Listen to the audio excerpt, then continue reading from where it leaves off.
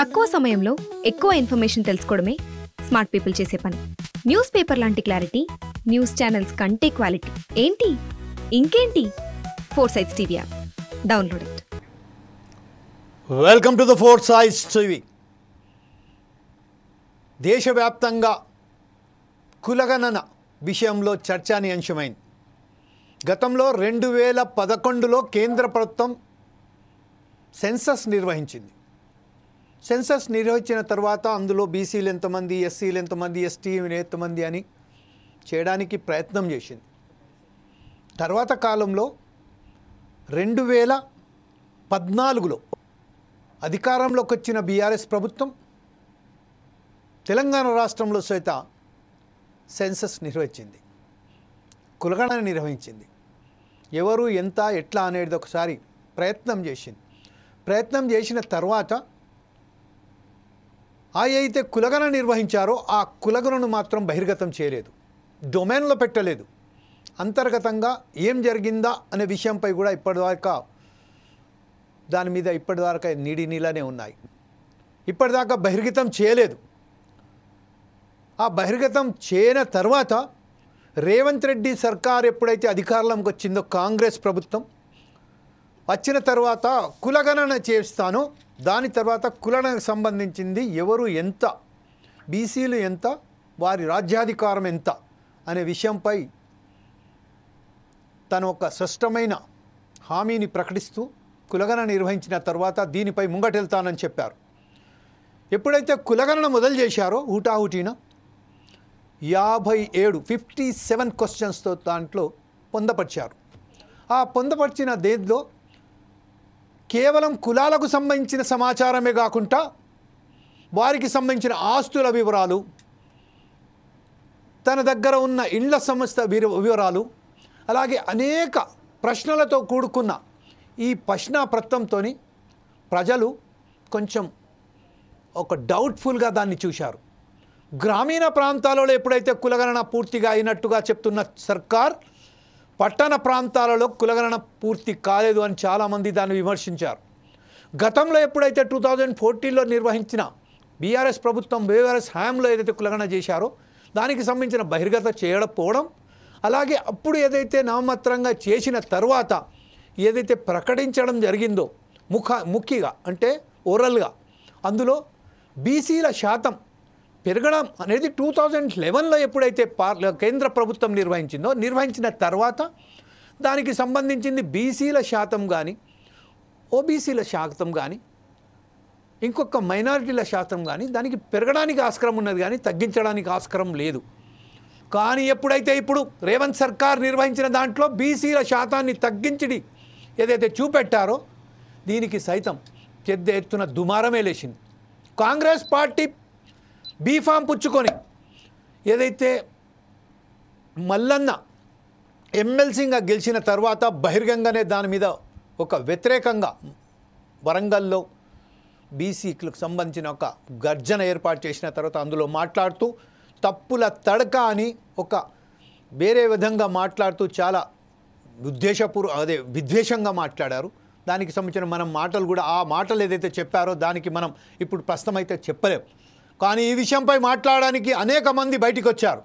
చాలామంది బీసీ సంఘాల నాయకులు కానీ, ఇతరత్ర సంఘాల నాయకులు కానీ వాళ్ళందరూ బయటికి వచ్చారు. ప్రధానంగా పాపాని నాగరాజు గారు, డాక్టర్ పర్వతం వెంకటేష్ గారు, అలాగే జర్నలిస్ట్ అయినటువంటి సూర్యారావు గారు, మరి కరుణాకర్ గారు, అనేక మంది వచ్చి దాని మీద విమర్శించారు.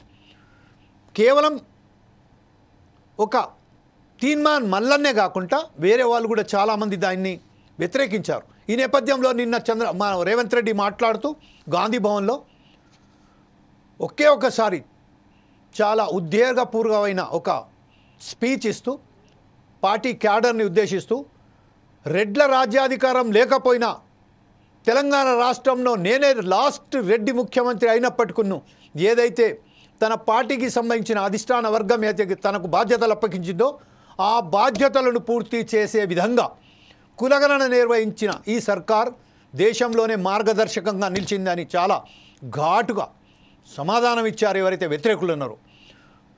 ఏది ఏమైనప్పటికీ కేవలం 5% ఉన్న రెడ్లను ఒకవేళ కనుక మీరు దించమంటే దించండి అని చెప్పిన ఈ తరుణంలోనే అసలు వాస్తవానికి రెడ్ల సంఖ్య ఎంత, దానికి తోడుసిన అగ్రవర్ణాల సంఖ్య ఎంత అని చూస్తే మాత్రం అది ఎంతున్నదో, ఎలా దీన్ని అతను కులగణలో తీసుకొచ్చారో ఆ విషయంపై మాట్లాడడానికి మనతోటి ఈరోజు కాంగ్రెస్, బీఆర్ఎస్, బీజేపీ అలాగే ఒక విశ్లేషకులు కూడా ఉన్నారు. కాంగ్రెస్ నుంచి వెళ్ళి మనం చూసుకున్నైతే డాక్టర్ లక్ష్మీనారాయణ నాయక్ గారు మనతోటి ఇప్పుడు జాయిన్ అయిపోయారు. వెల్కమ్ టు ద ఫోర్ సైజ్ టీవీ డాక్టర్ లక్ష్మీనారాయణ నాయక్ గారు. అలాగే బీజేపీ నుండి కొడంగల్ నియోజకవర్గం నుంచి రేవంత్ రెడ్డి మీదనే పోటీ చేసినటువంటి బొంతు రమేష్ గారు కూడా మనతో జాయిన్ అయిపోయారు. వెల్కమ్ టు ద ఫోర్ సైజ్ టీవీ బొంతు రమేష్ గారు. అలాగే బీఆర్ఎస్ రాష్ట్ర నాయకులైనటువంటి అమరేందర్ గారు కూడా ఈరోజు మనతో జాయిన్ అయిపోయారు జూమ్ లింక్లో.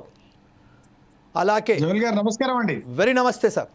అలాగే ఈరోజు ప్రొఫెసర్ శేషు గారు, విశ్లేషకులుగా ప్రఖ్యాతిగాంచిన ప్రొఫెసర్ శేషు గారు కూడా ఈరోజు మనతో జాయిన్ అయిపోయారు. ప్రస్తుతం మనం ఒకసారి ఫస్ట్ ప్రొఫెసర్ శేషు గారితోనే మొదలు పెడదాం. సార్, ఈరోజు ఏదైతే కులగణ చేసిన సమయంలోనే నిన్న రేవంత్ రెడ్డి మాట్లాడుతూ గాంధీ భవన్లో చాలా అంటే ఒక ఉత్తేజంగా నింపేటట్టుగా తనకు క్యాడర్ను ఈ రెడ్లు రాకపోయినా పర్వాలేదు కానీ బీసీ కులగణ ఏదైతే చేపట్టారో చాలా స్పష్టంగా చేపట్టాము, దానికి ఒక పక్కడబందిగా దాని 1% కూడా దాంట్లో లోపాలు లేనట్టుగా నిర్వహించామని చెప్పారు. ఈ విషయంపై as a analyst what is your opinion sir? అందరికీ నమస్కారం. 18వ లోక్సభ ఎన్నికల సందర్భంగా కాంగ్రెస్ పార్టీ ఒక పంచన్యాయ అనేటటువంటి పేరుతోటి మేనిఫెస్టోని విడుదల చేసింది.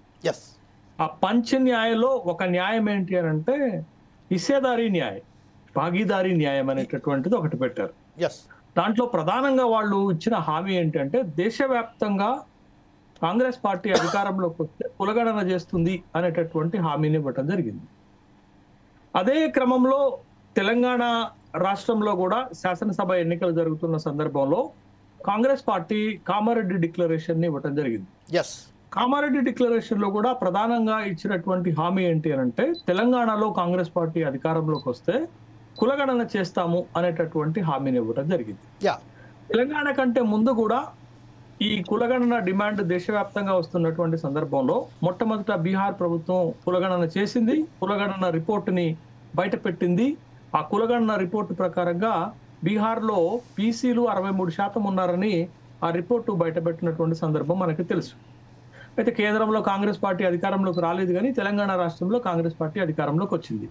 కాంగ్రెస్ పార్టీ అధికారంలోకి వచ్చిన తర్వాత తన మాటని నిలబెట్టుకునేటటువంటి క్రమంలో తెలంగాణ రాష్ట్రంలో కూడా కులగణన చేపట్టింది. ఇంటింట కుటుంబ సమగ్ర సర్వే, సమగ్ర ఇంటింట కుటుంబ సర్వేని ఒక 50 రోజులు నిర్వహించింది. అయితే ఈ కుటుంబ సర్వేని, ఈ కులగణన ఎప్పుడైతే తెలంగాణ రాష్ట్రంలో కాంగ్రెస్ ప్రభుత్వం మొదలుపెట్టిందో కాంగ్రెస్ పార్టీ ప్రతిష్ట ఆకాశాన్ని అంటింది.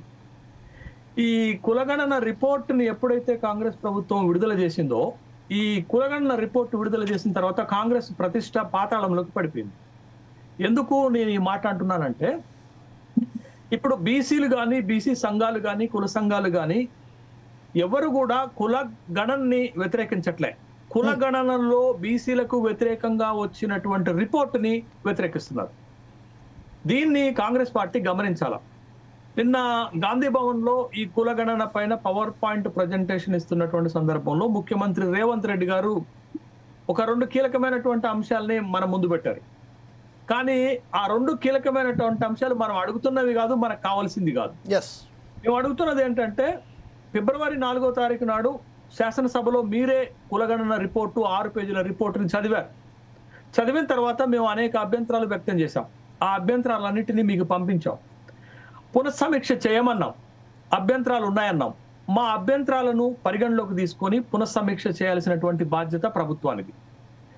అది మర్చిపోయి నిన్న గాంధీ భవన్ లో చేసినటువంటి వ్యాఖ్యలు ఏంటి అంటే, కులగణన రిపోర్ట్ లో ఉన్నటువంటి తప్పులు, మేము చెప్తున్న అభ్యంతరాల గురించి మాట్లాడకుండా మోడీది ఏం కులం, మోడీది ఒరిజినల్ గా బీసీ కులం కాదు, కులాన్ని మార్చుకున్నాడు, కులాన్ని అది మార్చుకున్నాడు అనేటటువంటి ఒక విమర్శ. తర్వాత కేసీఆర్ 2015లో చేసినటువంటి సమగ్ర కుటుంబ సర్వేని బయట పెట్టలేదు, ఇప్పుడు మేము చేసిన కులగణనలో కూడా తను పాల్గొలేదు, తను ఈ రాష్ట్రంలో ఉండటానికి అనర్హుడు అనేటటువంటి విమర్శలు చేయడం జరిగింది. బట్ మేము కోరుకుంటుంది రాజకీయ విమర్శలు కాదు. రిపోర్ట్లో, కులగణన రిపోర్ట్లో మాకు వ్యతిరేకంగా ఉన్నదాన్ని సరిచేయమని అడుగుతుంటే ముఖ్యమంత్రి గారు రాజకీయ విమర్శలు చేయడం వల్ల ఈ మొత్తం కులగణన రిపోర్టు రాజకీయంగా మారిపోయింది, రాజకీయ రంగు పులుముకుంది అనేటటువంటి విషయాన్ని గమనించాల. మోడీది ఏ కులమైనా మాకు అప్రస్తుతం. ఇప్పుడు కేసీఆర్ సమగ్ర కుటుంబ సర్వేని బయట పెట్టకపోయినా ఇప్పుడు అప్రస్తుతం. ఎందుకంటే ప్రభుత్వం మారింది. గత 10 సంవత్సరాల క్రితం చేసినటువంటి రిపోర్టు ఇప్పుడు కులగణన రిపోర్టు వచ్చింది కాబట్టి ఇప్పుడు మాకు ముఖ్యమైనది ఇది. కాబట్టి ఇప్పుడు ఆ అంశాలను తీసుకొచ్చి ఇప్పుడు జరిగినటువంటి కులగణన రిపోర్ట్ లో ఉన్నటువంటి తప్పుల్ని సరిచేయమని చెప్పడం భావ్యం కాదు అనేటటువంటి అభిప్రాయాన్ని వ్యక్తం చేస్తున్నాను. ఇక మా ప్రధాన అభ్యంతరం ఏంటి అనంటే, ఇప్పుడు కులగణనలో మేము చేస్తున్నటువంటి అభ్యంతరం ఏంటి అనంటే, 10 సంవత్సరాల క్రితం ఈ రాష్ట్రంలో బీసీలు 51% ఉంటే ఇప్పుడు 46% ఎట్లా తగ్గిపోయారు అనేటటువంటి అంశానికి వివరణ ఇవ్వండి, క్లారిఫికేషన్ ఇవ్వండి అడుగుతున్నాం. ఎందుకనంటే అసలు మేము సమగ్ర కుటుంబ సర్వేనే పట్టించుకోవట్లేదు. అది ఎందుకంటే పబ్లిక్ డొమైన్ లో పెట్టలేదు. పబ్లిక్ డొమైన్ లో పెట్టినా పెట్టకపోయినా 2015లో తెలంగాణ రాష్ట్ర ప్రభుత్వం, అది బీఆర్ఎస్ కావచ్చు, కాంగ్రెస్ కావచ్చు, బీజేపీ కావచ్చు, ఒక ప్రభుత్వం చేసినటువంటి సర్వేకి శాంటిటీ ఉండదా? ఉంటుంది కదా. ఖచ్చితంగా సమగ్ర కుటుంబ సర్వేని 2015లో తెలంగాణ రాష్ట్ర ప్రభుత్వం చేస్తే అది పబ్లిక్ డొమైన్ లో పెట్టకపోయినా సర్వే అయితే చేసింది. ఆ సర్వే ప్రకారం తెలంగాణ రాష్ట్రంలో 1,88,00,000 బీసీలు ఉన్నారని, 51% బీసీలు ఉన్నారని ఆ సర్వే చెప్పింది. 10 సంవత్సరాల తర్వాత మీరు కులగణన రిపోర్టు బయట పెడితే బీసీలు పెరుగుతారా తగ్గుతారా? 10 సంవత్సరాల తర్వాత బీసీలు ఇప్పుడు ప్రవేశపెట్టినటువంటి కులగణన సర్వేలో బీసీలు 1,64,00,000 ఉన్నారు. అంటే 24 లక్షల బీసీలు ఎడిపోయారు. అప్పుడు 51% ఉన్నటువంటి బీసీలు ఇప్పుడు 46% తగ్గారు. 24% బీసీలు ఎడిపోయారు అనేటటువంటి ప్రశ్న ఇప్పుడు మన ముందుకు తలెత్తుతున్నప్పుడు మేమేమడుగుతున్నాం ప్రభుత్వాన్ని? ప్రభుత్వాలు మారితే గణాంకాలు మారతాయా? ప్రభుత్వాలు మారితే లెక్కలు ఎట్లా మారాయి అనేటటువంటి ప్రశ్న అడుగుతున్నాం. ప్రభుత్వం ఏం చెప్తుంది? అసలు కులగణన సమగ్ర సర్వేని మేము పరిగణలోకి తీసుకోవట్లేదు అంటున్నారు. కానీ గత 10 సంవత్సరాలుగా ఇదే కాంగ్రెస్ పార్టీ సమగ్ర కుటుంబ సర్వేని బయట పెట్టాలని బీఆర్ఎస్ డిమాండ్ చేసింది కదా. అంటే ఇప్పుడు ప్రభుత్వంలోకి వచ్చినాక ఒక మాట, అప్పుడు ప్రతిపక్షంలో ఉన్నప్పుడు ఒక మాట. ఏంటిది? ఇది ఒక పాయింట్. రెండో అభ్యంతరం ఏంటంటే, మాకు 2011లో జనాభా లెక్కల సేకరణ చేస్తే తెలంగాణ రాష్ట్రంలో 3,51,00,000 జనాభా ఉందని చెప్పారు. 3,51,00,000 ఏది 2011లో, అంటే 15 సంవత్సరాల క్రితం, 14 సంవత్సరాల క్రితం. ఇప్పుడు మీరు కులగణన సర్వే చేస్తే తెలంగాణలో రాష్ట్రం జనాభా 3,54,00,000. అంటే 3 లక్షల జనాభానే పెరిగిందా 14 సంవత్సరాల్లో? 14 సంవత్సరాల్లో 3 లక్షల జనాభానే పెరిగిందా తెలంగాణ రాష్ట్రంలో? ఇది ఒక ప్రధానమైనటువంటి అభ్యంతరం. ఎందుకంటే 1.3% పెరుగుతుందండి ప్రతి సంవత్సరం తెలంగాణలో కానీ జనాభా. ఏది 2011 జనాభా లెక్కల ప్రకారం. ఆ లెక్క ప్రకారం ఇవాళ తెలంగాణలో 4,20,00,000 జనాభా ఉంటుంది. కానీ మీ కులగణనలో 3,54,00,000 ఎట్లున్నారు? 60 లక్షల జనాభా ఎడిపోయింది అనేటటువంటి ప్రశ్న. ఆ 60 లక్షల జనాభాలోనే మేము ఎక్కువ శాతం ఉంటాం. తరువాత మూడో అభ్యంతరం ఏంటంటే, తెలంగాణ రాష్ట్రంలో 1,17,00,000 కుటుంబాలు ఉంటే మీ కులగణన రిపోర్ట్ లో 1,12,00,000 కుటుంబాలే వచ్చాయి. 5 లక్షల కుటుంబాలు ఎడిపోయినాయి. 5 లక్షల కుటుంబాలు ఎక్కడికి పోయినాయి అనేటటువంటి ప్రశ్నకు మీ దగ్గర సమాధానం లేదు. రెండోది, ఇప్పుడు ఒక్క మాట చెప్తాను. ఇప్పుడు కులగణన రిపోర్ట్ వచ్చిన తర్వాత ఎస్సీలు అభ్యంతరం చెప్పట్లే, ఎస్టీలు అభ్యంతరం చెప్పట్లే, మైనార్టీల అభ్యంతరం చెప్పట్లే, ఓసీలు కూడా అభ్యంతరం చెప్పట్లే. ఎవరు అభ్యంతరం చెప్తున్నారు? ఒక బీసీలు చెప్తున్నారు. ఎందుకు అనంటే, ఎవరి వాటా వాళ్ళకి ధర్మ ప్రకారం వచ్చింది, ఎవరి వాటా వాళ్ళకి కరెక్ట్ గా వచ్చింది. ఒక బీసీలకి అన్యాయం జరిగింది. ఎందుకు బీసీలకి అన్యాయం జరిగిందంటే, 10-11% ఉండాల్సినటువంటి ఓసీలు 15.79%, అంటే 4 నుండి 5% అదనంగా వచ్చారు. ఆ 4 నుండి 5% బీసీలకు గెలపండి, మేము అడిగే డిమాండ్ కరెక్ట్ వస్తుంది, 51% వస్తుంది. బీసీలు 51%, మైనార్టీ బీసీలు 10%, 61%. మేము అడుగుతున్నది ఏంటి అని అంటే, ఇవాళ ఈ రాష్ట్రంలో లేనటువంటి ఓసీల జనాభాను 15.79%గా చూపించి ఉన్నటువంటి బీసీల జనాభాను 46.25%గా చూపించారు. అక్కడ 5+% కలిపితే ఇక్కడ మాకు 5- వచ్చింది. అదే తేడా జరుగుతుంది. ఇది సబ్ కమిటీ స్థాయిలోనే ఏదో మోసం జరిగింది. ఇవాళ కులగణన పైన వేసిన సబ్ కమిటీ స్థాయిలోనే ఏదో లాలుచి జరిగింది అనేటటువంటి అనుమానాలు ఉన్నాయి. ఆ అనుమానాలను నివృత్తి చేయకుండా మోడీ పైన ఆరోపణ చేయటం, కేసీఆర్ పైన ఆరోపణ చేస్తారు. ఇవాళ రాష్ట్ర వ్యాప్తంగా బీసీ అజెండా పక్కకు పోయింది, బీసీ సమస్యలు పక్కకు పోయినాయి, బీసీ అధికారం పక్కకు పోయింది. ఇవాళ పాలిటిక్స్ వచ్చినాయి. ఒక పక్క బండి సంజయ్, ఒక పక్క కిషన్ రెడ్డి, ఒక పక్క బీఆర్ఎస్ పార్టీ వాళ్ళు, ఒక పక్క కాంగ్రెస్ వాళ్ళు దలుపుకొని అసలు మొత్తం బీసీలను ముంచే కార్యక్రమం చేస్తున్నారు. అంటే ఇవాళ బీసీ అజెండాని, బీసీల సమస్యలను ఈ విమర్శల చాటున, ఈ రాజకీయాల చాటున పక్కకు తోసేశారు. ఇవాళ మా సమస్యలు వెలుగులోకి రాకుండా మరుగున పడిపోయేటటువంటి కుట్రకు 3 పార్టీలు తెరదీశాయి. బట్ ఇది మేము ఖచ్చితంగా పోరాడి తీరుతాము. కులగణన రిపోర్ట్ లో జరిగినటువంటి అన్యాయాన్ని ఒప్పుకునే లేదు. కులగణన రిపోర్ట్ ని వెనుకకు తీసుకోవాలా. రీసర్వే మాత్రమే కాదు, ఈ కులగణన రిపోర్ట్ పైన బీసీలు చేస్తున్న అభ్యంతరాలను పునఃసమీక్ష చేయాలి, అభ్యంతరాలను పరిగణలోకి తీసుకోవాలి, మొత్తం కులగణన రిపోర్ట్ ని వెనుకకు తీసుకోవాలి. Right sir. ఒకసారి కాంగ్రెస్ తరఫున ఏదైతే డాక్టర్ లక్ష్మీనారాయణ నాగూర్ ఉన్నారో, లక్ష్మీనారాయణ నాగూర్ ఇప్పుడు చాలా స్పష్టంగా ప్రొఫెసర్ శేషు గారు మనకు చాలా వివరణగా చెప్పారు. ప్రతి విషయంలో బీసీలకు మాత్రమే అన్యాయం జరిగింది, కేవలం 5% వచ్చిన రెడ్లకు సంబంధించింది మనం చూసినట్టు మాత్రాన ఇప్పుడు వారి సంఖ్య పెరిగింది, బీసీలకు తగ్గించి చూపెట్టారు. దీని వెనకాల పెద్దేదో జరిగింది, కుట్ర జరిగింది అని చాలా స్పష్టంగా చెప్తున్నారు. ఈ విషయంలో మీరు ఎలా భావిస్తారండి? యాజ్ ఏ డాక్టర్ లక్ష్మీనారాయణ గారి స్పోక్స్ పర్సన్ ఆఫ్ కాంగ్రెస్, మీరు నిన్న ఏదైతే రేవంత్ రెడ్డి మాట చెప్పారో, ప్రతిష్టాత్మకంగా తీసుకున్న బీసీ కులగర జరగ మాత్రం ఇది దేశానికే మార్గదర్శకంగా ఉన్నది అని చెప్పారు. ఈ విషయంపై మీరు ఎలా స్పందిస్తారండి? ప్యానెల్లో ఉన్న మిత్రులందరికీ నమస్కారం. అలాగే ఈ కార్యక్రమం నిర్వహిస్తున్న జమీల్ గారికి కూడా నమస్కారం, మన ప్రేక్షకులు కూడా నమస్కారం. అయితే అన్నగారు ఇప్పుడు శేషు గారు మాట్లాడుకుంటూ అంటే కొన్ని అంశాలు ఏవైతే పిట్ ఫాల్స్ అని చెప్పేసి వారు గమనిస్తున్నారో వారు అంటే మీడియా ద్వారా ముందుకు తీసుకొస్తా ఉన్నారు. ఏదైనా సరే మనం ఒక కార్యక్రమం చేస్తున్నప్పుడు 100కు 100% ఇదే కరెక్ట్ అని చెప్పేసి చెప్పడం కూడా అది భావ్యం కాదేమో. కానీ ఇక్కడ మనం అందరం ఆలోచించాల్సిన విషయం ఏంటంటే, దేశం మొత్తంలో, తెలంగాణ రాష్ట్రంలోనే కాదు దేశం మొత్తంలో జనాభా కులగణన జరగాలి.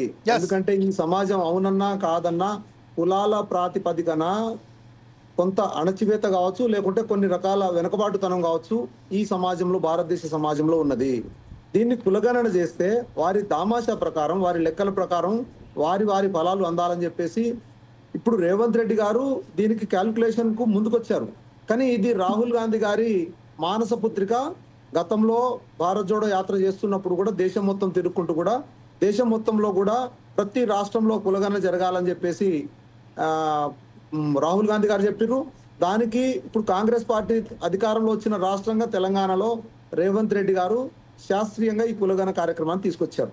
అయితే గతంలో పోయినసారి తీసిన లెక్కలు ఒకవేళ అఫీషియల్ లెక్కలు అని చెప్పేసి గౌరవ మాజీ ముఖ్యమంత్రి గారు కేసీఆర్ గారు దాన్ని స్పష్టంగా ఇప్పుడు నిన్న రేవంత్ రెడ్డి గారు స్క్రీన్ మీద పెట్టినట్లు ఆ రోజు పెట్టి ఉంటే ఏంటంటే నిజమైన లెక్కలేంది, కాకి లెక్కలేంది అనేది అప్పుడు తేలిపోయి ఉండేది. రెండోది ఏంటంటే జనాభా 2011లో జనాభా లెక్కలు తీయాల్సింది, దాని తర్వాత 2021లో ఇప్పటికీ భారతదేశ జనాభా లెక్కలు తీయాల్సిన అవసరం ఉండే. ఒకవేళ 2021లో గౌరవ ప్రధానమంత్రి గారు మోడీ గారు ఆ రోజు అధికారంలో ఉండే, ఈ రోజు కూడా అధికారంలో ఉన్నారు. ఒకవేళ వారు కూడా స్పష్టంగా జనాభా లెక్కలు కులాల వారీగా తీసుంటే ఇది స్పష్టమైన లెక్కలు ఈ రకంగా ఉన్నాయి, 1, 2, 3, 4% ఉన్నాయి. సో దీనికి స్పష్టమైన డిఫరెన్షియేషన్ ఇక్కడ ఉందని చెప్పేసి ఈ రోజు కులగణనకు ఎవరైనా శాస్త్రీయంగా ఒకవేళ చెప్పి ఉంటే అది చాలా బాగుండేది. కానీ చెయ్యరు, చేసినోడికేమో కాలు బట్టి లాగే విధంగా ఈరోజు సామాజిక వర్గం పేరు మీద కావచ్చు, లేకుంటే రాజకీయ పార్టీల పేరు మీద కావచ్చు, లేకుంటే వివిధ కారణాల చేత కావచ్చు, ఈ రోజు రేవంత్ రెడ్డి గారు కాంగ్రెస్ పార్టీ తెలంగాణ రాష్ట్రంలో ఏదైతే కులగణన చేపట్టిందో దాన్ని వాళ్ళు క్వశ్చన్ చేస్తున్నారు. క్వశ్చన్ చేస్తా ఉంటే మామూలుగా రాజకీయంగా బుల్డోజ్ చేయాలనుకుంటే ఏం చేయొచ్చు, మేము ఆల్రెడీ ఒకసారి అయిపోయింది, మేము మళ్ళీ దీని గురించి రీసర్వే చేయము, మేము పట్టించుకోము, మాదే వేదం అని చెప్పేసి గౌరవ మాజీ ముఖ్యమంత్రి గారు చెప్పినట్టు చెప్పొచ్చు. కానీ రేవంత్ రెడ్డి గారు ఏమన్నారు, ఇప్పటికీ కులగణనలో సర్వేలో పార్టిసిపేట్ చేయని ఎవరైతే కుటుంబాలు ఎవరైతే ఉన్నారో ఇప్పుడు అధికారిక లెక్కల ప్రకారం 3.1 అని చెప్పేసి ఉన్నది. ఏమో అంతకన్నా ఎక్కువ కూడా లెక్క రావచ్చు. వస్తే ఏంటంటే ఈ ఈక్వేషన్స్, ఈ పర్సంటేజ్లు, ఈ గణన అనేది కూడా కొద్దిగా మారే అవకాశం ఉన్నది. అయితే ఇక్కడ కాంగ్రెస్ ప్రభుత్వం, రేవంత్ రెడ్డి గారి నాయకత్వంలోని కాంగ్రెస్ ప్రభుత్వం, దిస్ ఇస్ ఓపెన్ బుక్. దీంట్లో ఇంకో విషయం కూడా మనం గమనించాలి. చాలా స్పష్టంగా నిన్న వేదిక మీద రేవంత్ రెడ్డి గారు ఒక విషయం చెప్పారు. ఏంటంటే ఇది ప్రతి 150 కుటుంబాలకు ఒక ఎన్యూమరేటరు, దానికి సంబంధించిన ప్రతి ఇన్ఫర్మేషన్, ప్రతి కుటుంబానికి సంబంధించిన ఇన్ఫర్మేషన్ కూడా మనకి ఇక్కడ ఉన్నది. అంటే శాంపుల్ గా ఈ రోజు కాంగ్రెస్ పార్టీ రేవంత్ రెడ్డి గారి ప్రభుత్వం తీసుకొచ్చిన కులగణన సర్వే, ఏదైనా ఎక్స్ అనే విలేజ్ తీసుకుందాం, వై అనే టౌన్ తీసుకుందాం, ఆ టౌన్ లో లెక్కలు ఏవైతే స్పష్టమైన లెక్కలు ఉన్నాయో ఆ లెక్కలను మరి దీంట్లో ఎక్కడ పోయింది? ఎవరు లేని కుటుంబానికి అగ్రవర్ణాలకు సంబంధించిన కుటుంబాలను ఎవరి పేర్లను యాడ్ చేశారు? ఉన్న ఆ ఊర్లో ఉన్న బీసీ కుటుంబాలు కావచ్చు, లేకుంటే ఎస్సీ కుటుంబాలు కావచ్చు, ఎస్టీ కుటుంబాలు కావచ్చు, ఎవరి పేర్లను తీసి పక్కన పెట్టారనేది మనం శాంపుల్ గా కొన్ని ఊర్లను కూడా తీస్తే కూడా, ఎందుకంటే దిస్ ఇస్ ఓపెన్ బుక్, కులగణన అనేది ఓపెన్ బుక్. దీంట్లో ఏంటంటే తప్పులు జరిగుంటే, శాస్త్రీయమైన తప్పులు జరిగుంటే, ఈ ప్రాంతంలో ఈ కుటుంబం ఉండే, పలాని మల్లయ్య కుటుంబం ఉండే, మల్లయ్య కుటుంబానికి మనం లెక్కలోకి తీసుకోలేదని చెప్పేసి చెప్తే ఖచ్చితంగా దీనికి మనం క్వశ్చన్ చేయొచ్చు. కానీ ఉజ్జాయింపుగా బయట పెట్టని గౌరవ కేసీఆర్ గారి రిపోర్ట్ ను ఆధారంగా చేసుకొని ఆ రిపోర్ట్ లో ఇంత జనాభా ఉంటే ఈ రిపోర్ట్ లో తక్కువ ఎందుకు వచ్చిందని చెప్పేసి, అంటే ఆ రోజు ఒకరు మరి ఒప్పు చెప్పారా తప్పు చెప్పారా గౌరవ మాజీ ముఖ్యమంత్రి గారు స్పష్టంగా ఈ రోజు రేవంత్ రెడ్డి గారు బయట పెట్టినట్టు పెట్టుంటే బాగుండేది. మోడీ గారు 2021లో జనాభా లెక్కలు తీసేసి ఆ జనాభాలో ఇంతమంది బీసీలు ఉన్నారు, ఇంతమంది ఎస్సీలు ఉన్నారు, ఎస్టీలు ఉన్నారు అని చెప్పేసి చూపించుంటే బాగుండేది. నిజానికి కూడా ఎవరు ఏం చెప్పినా సరే బీసీ సామాజిక వర్గం సంఖ్యాపరంగా ఎక్కువ ఉన్నప్పటికీ వారి సంఖ్య పూర్తి స్థాయిలో బయట రానందున ఈ రోజు రిజర్వేషన్ లో కావచ్చు, లేకుంటే ఫలాలు అందే విషయంలో కావచ్చు వెనుకబాటు ఉన్నది అనే సంగతి మన అందరికి తెలిసిన విషయమే. దీంట్లో ఒక నిర్మాణాత్మకమైన పాత్ర ప్రతిపక్షాలు పోషించాలని చెప్పేసి ఈ సందర్భంగా కాంగ్రెస్ పార్టీ తరఫున నేను కూడా డిమాండ్ చేస్తా ఉన్నాను. కానీ ఏదో బురద జల్లే కార్యక్రమం పెట్టేసి మీరు చేసింది తప్పు అని చెప్పేసి అంటే ఒప్పు లెక్కలు తీయమని చెప్పండి. గౌరవ ప్రధానమంత్రి గారు ఇప్పుడు దేశం మొత్తంలో, నాట్ ఓన్లీ తెలంగాణ, దేశం మొత్తంలో కూడా 29 రాష్ట్రాల్లో ఒప్పు లెక్కలు తీసేసి బీసీలకు, ఇప్పుడు మనకు ఇంతకుముందు రిజర్వేషన్ అనే ప్రక్రియ ఒకటి ఉండే, రిజర్వేషన్ ప్రక్రియ ఎవరికి ఇచ్చుకున్నాం మనము? దళితులకు, గిరిజనులకు, బీసీలో వెనుకబడిన వర్గాలకు ఇద్దామని చెప్పేసి అంటే దాంట్లో సుప్రీంకోర్టు 50% క్యాపింగ్ అని చెప్పేసి చాలా రోజులు, గత 60-70 సంవత్సరాల నుండి దాన్ని అనగబెట్టి పెట్టిరు పార్లమెంట్ కానీ సుప్రీంకోర్టు కానీ. కానీ అగ్రవర్ణ పేదలకు ఇచ్చేసరికి ఈడబ్ల్యూఎస్ఎస్ స్కీమ్ లో 10% రిజర్వేషన్ అనేసరికి సుప్రీంకోర్టుకు అది రిజర్వేషన్ క్యాపింగ్ అనిపించదు, పార్లమెంటుకు క్యాపింగ్ అనిపించదు. ఇక్కడ కాంగ్రెస్ పార్టీ ఏం డిమాండ్ చేస్తుందంటే బీసీలకు జనాభా ప్రాతిపదికన దేశం మొత్తంలో వారి శాతం ప్రకారం వారి సంపద చెందాలి. అదే విషయం రాహుల్ గాంధీ గారు పదే చెప్తా ఉన్నారు. గౌరవ ప్రధానమంత్రి గారికి ఈ వేదిక ద్వారా మేము డిమాండ్ చేస్తున్నాం, కోరుతున్నాము. శాస్త్రీయమైన ఒకవేళ కాంగ్రెస్ పార్టీ చేసిన లెక్కలు తప్పుడు లెక్కలు అని చెప్పేసి ప్రూవ్ ఎట్లా చేయాలంటే మీరు 1+1 2 అంటే శాస్త్రీయంగా ప్రూవ్ చేయాలి. కానీ జస్ట్ అబాండం వేసేసి రేవంత్ రెడ్డి గారు చేసింది తప్పు అని చెప్పేసి చెప్పడం సరైనది కాదు.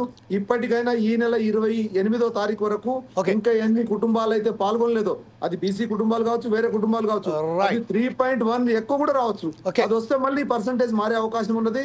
ఖచ్చితంగా దీన్ని కూడా అంటే ప్రతిపక్షాల వాళ్ళు మన కేటీఆర్ గారు చెప్పారు, లేకుంటే హరీష్ రావు గారు చెప్పారు, దీన్ని పక్కన పెడదామని చెప్పి రేవంత్ రెడ్డి అట్లా అనుకోలేదు. రైట్, ఓకే డాక్టర్ గారు ఒకసారి మనం అమరేందర్ గారి దగ్గరికి వెళ్దాం. అమరేందర్ గారు ఏదైతే ఇప్పుడు చెప్తున్నాను, నేను బీసీ సోదరులు దీంట్లో ముఖ్యంగా ఆలోచించాల్సింది ఏంటంటే కాంగ్రెస్ పార్టీ యొక్క చిత్తశుద్ధిని, ఈ చిత్తశుద్ధి బీజేపీ గానీ బీఆర్ఎస్ గానీ ప్రదర్శిస్తే ఏంటంటే ఈ సమాజంలో ఉన్న సంపద వారి దామాష ప్రకారం ఖచ్చితంగా పంపిణీ కావాలనేది కాంగ్రెస్ పార్టీ భావిస్తా ఉన్నది. సామాజిక న్యాయం అనేదే ఈ రోజు కాంగ్రెస్ పార్టీ ప్రధాన. ఒక్కసారి మనం అమరేందర్ గారి దగ్గర తర్వాత మరి మీ దగ్గరకు వస్తాను డాక్టర్ గారు, ఖచ్చితంగా మీ దగ్గరకు వస్తాను. ఏదైతే సమాధానం ఏదైతే మీరు చెప్పారో ఆ విషయంపై ఒక అవగాహన రావాలంటే first you have to take initiative. ఇప్పుడు అమరేందర్ గారు మీరు చెప్పండి. డాక్టర్ లక్ష్మీనారాయణ గారు చెప్పారు, డాక్టర్ శేషు గారు చాలా క్లియర్గా చెప్పారు. ఏదైతే కులగణన జరిగిందో అది మొత్తం పూర్తిగా తప్పుల తడక అని చెప్తున్నారు. కానీ డాక్టర్ లక్ష్మీనారాయణ గారు ఏదైతే చెప్పారో దీంట్లో కొన్ని జరగవచ్చు అని చెప్తున్నారు. దీనికి మరొకసారి ఏదైతే 3% ఇప్పుడు ఏదైతే కులగణనకు సంబంధించిన ఇంకొకసారి సెకండ్ ఫేజ్లో ఎవరైతే పేర్లు చేర్పించగలేదో వాళ్ళు ఒకసారి దాంట్లో పార్టిసిపేట్ చేయాలని కోరుతూ దానికి సంబంధించిన కొంత మాత్రం ఇంకా పెరిగే అవకాశం అని చెప్తున్నారు. కానీ ఇంత పెద్ద డిఫరెన్స్ ఏదైతే వచ్చిందో ఆ డిఫరెన్స్పై ఒకవేళ కనుక బీఆర్ఎస్ ప్రభుత్వం ఎప్పుడైతే చేపట్టిందో అదే కనుక పబ్లిక్ డొమైన్లో పెట్టినట్టయితే దాన్ని ఆదర్శంగా తీసుకొని ఈరోజు కాంగ్రెస్ ప్రభుత్వం ఏదైతే చేసిందో దానికి ఒకసారి కంపేర్ చేస్తే అది చాలా బాగుంటుందనే ఒక విషయం కూడా బయటకు వస్తుంది. ఈ విషయంలో మీరేమంటారండి అమరేందర్ గారు? ఎమ్మెల్యే గారు, మీకు ప్యానెల్లో ఉన్న సభ్యులందరికీ నమస్కారం. నేను ప్రత్యక్షంగా శేషు సార్ గారికి ధన్యవాదాలు తెలుపుతున్నా. తనతో మాట్లాడిన మాటలకు పూర్తిగా ఏకీభవిస్తున్నా. అది పార్టీ కాకపోవచ్చు, పార్టీ కావచ్చు, ఏదైనా కానీ ఏకీభవిస్తున్నా. లక్ష్మీనారాయణ చెప్పిండు, రేవంత్ రెడ్డి గారు అనే వ్యక్తి గొప్ప వ్యక్తి, ఆయన బీసీల కోసమే పుట్టిన నాయకుడు, బీసీ బాంధవుడు. కేటీఆర్ గారు విమర్శిస్తున్నారు, హరీష్ రావు గారు విమర్శిస్తున్నారు. గుండె మీద కాంగ్రెస్ పార్టీ లక్ష్మీనారాయణ గారు సమాధానం మాత్రం పూర్తిగా రావాల్సిందిగా ఉన్నది. అందుకోసమే మనం ఒకసారి ఓపిక విని మళ్ళొకసారి చర్చలు వెళ్దాం. దేవుడు అని అంటుర్రు.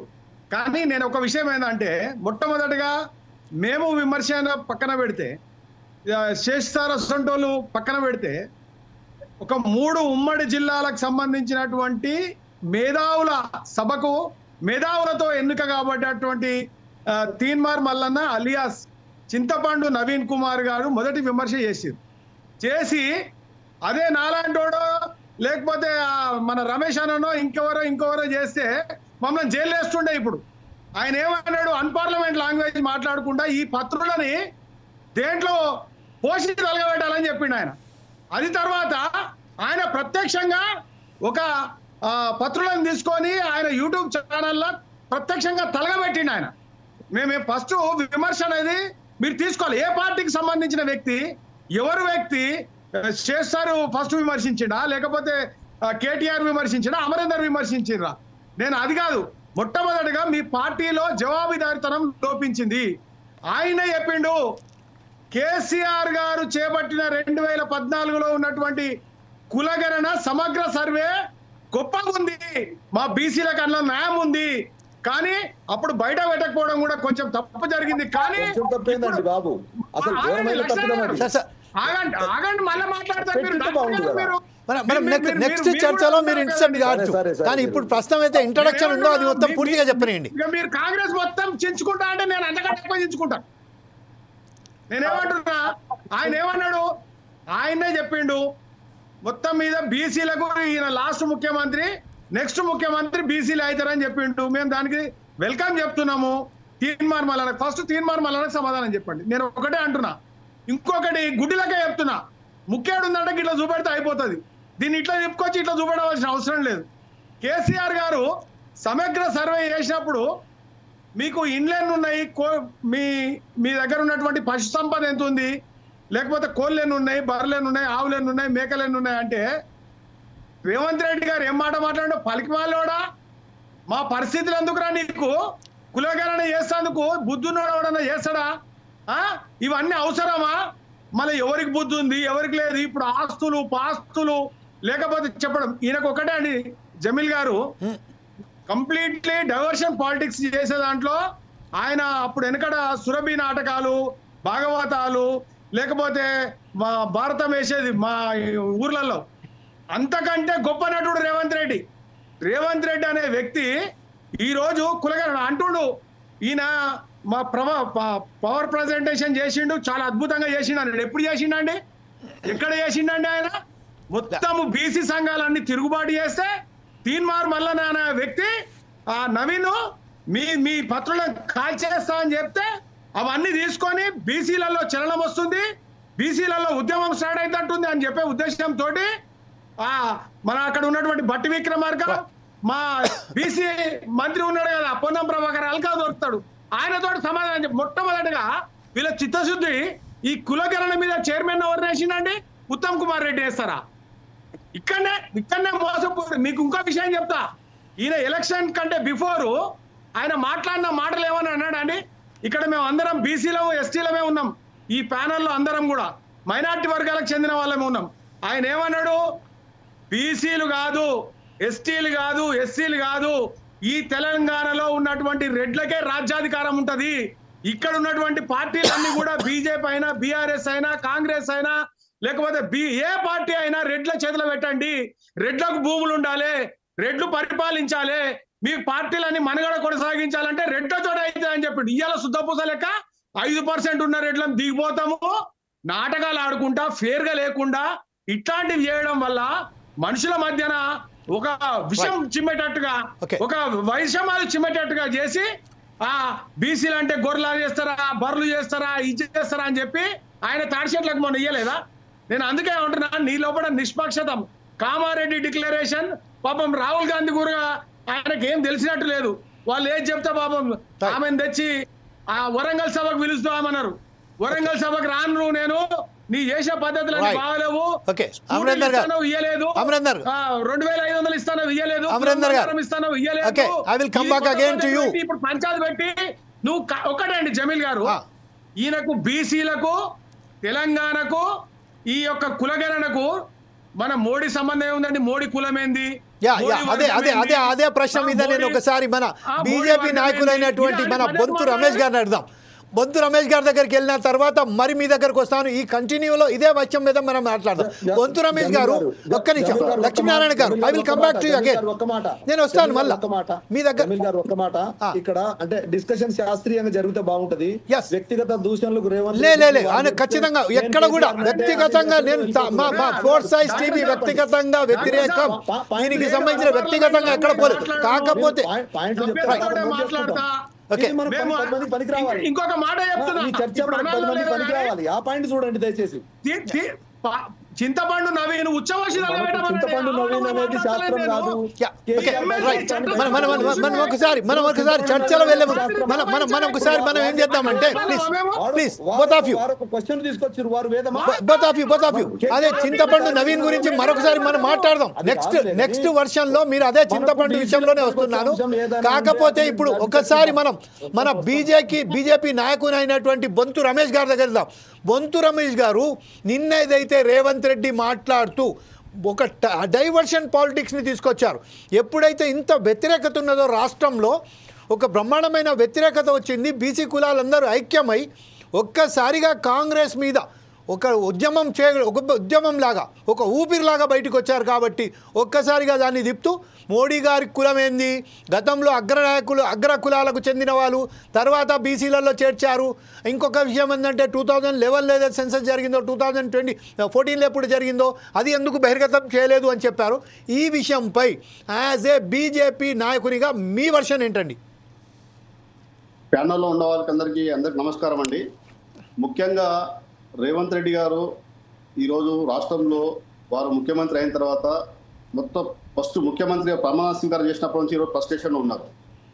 ఎందుకోసం అంటే దానికి లెక్కకు లేని అన్నటువంటి హామీలు ఇచ్చింది. మొత్తం అధికారంలోకి వస్తామో రామో అన్నటువంటి ఒక అంటే దాంతోన వాళ్ళు లెక్కలేని హామీలు ఇవ్వడం వల్ల వాళ్ళకి హామీలు నెరవేర్చడంలో చాలా ఇబ్బందులు గురవుతున్నారు. అయితే ఒక్కొక్క హామీ నెరవేర్చేటప్పుడు ఏదో ఒక సమస్యను క్రియేట్ చేసి అదొక హామీల యొక్క సమస్యని పక్కదారి పట్టించే ప్రయత్నం చేస్తూ ఉన్నారు. ఫస్ట్. రెండవది, నిన్న రేవంత్ రెడ్డి గారు మాట్లాడము నరేంద్ర మోడీ గారి గురించి మాట్లాడేవారు. నరేంద్ర మోడీ గారు వారు బీసీ కులం చెందిన వాళ్ళ, ఓసీ కులం చెందిన వాళ్ళ. ఆ టైంలో మీ కాంగ్రెస్ ప్రభుత్వం కేంద్రంలో ప్రభుత్వం ఉంది. కేంద్ర ప్రభుత్వం ఉన్నప్పుడు ఆయన ఓసీ నుంచి బీసీకి పోయినప్పుడు మీరు ఎంక్వైరీ చేసేది ఉండే, ఆ రోజే క్వశ్చన్ చేసేది ఉండే. కానీ ఈరోజు ఈ యొక్క తెలంగాణలో సమస్య వచ్చినప్పుడు నరేంద్ర మోడీ గారు పేరు చేయడం కరెక్ట్ కాదు. ఈరోజు రేవంత్ రెడ్డి గారు నరేంద్ర మోడీ గారికి ఫస్ట్ క్షమాపణ చెప్పాలి. ఈరోజు తెలంగాణలో ఉన్నటువంటి సమస్యలను పక్కదోవ పెట్టి ఈరోజు గౌరవనీయమైనటువంటి ప్రధానమంత్రి పైన నువ్వు ఆ రకంగా ఆరోపణ చేయడం అన్నట్టు కరెక్ట్ కాదు. ఈరోజు నరేంద్ర మోడీ గారికి తెలంగాణకు వచ్చి మొన్న అసెంబ్లీ ఎన్నికల్లో బీసీ డిక్లరేషన్ చేసి బీసీ ముఖ్యమంత్రిని ప్రకటిస్తామని చెప్పడం జరిగింది. అంటే భారతీయ జనతా పార్టీ తెలంగాణలో బీసీలకు సముచిత న్యాయం చేస్తామని చెప్పేసి స్వయాన ప్రధానమంత్రి గారు వచ్చి చెప్పడం జరిగింది. ఈరోజు కేంద్ర ప్రభుత్వంలో 19 మంది బీసీ మినిస్టర్లు ఉన్నారు. ఈరోజు రేవంత్ రెడ్డి గారిని అడుగుతున్నా, మీ యొక్క క్యాబినెట్లో ఎంతమంది బీసీలు ఉన్నారో ఒకసారి చెప్పండి.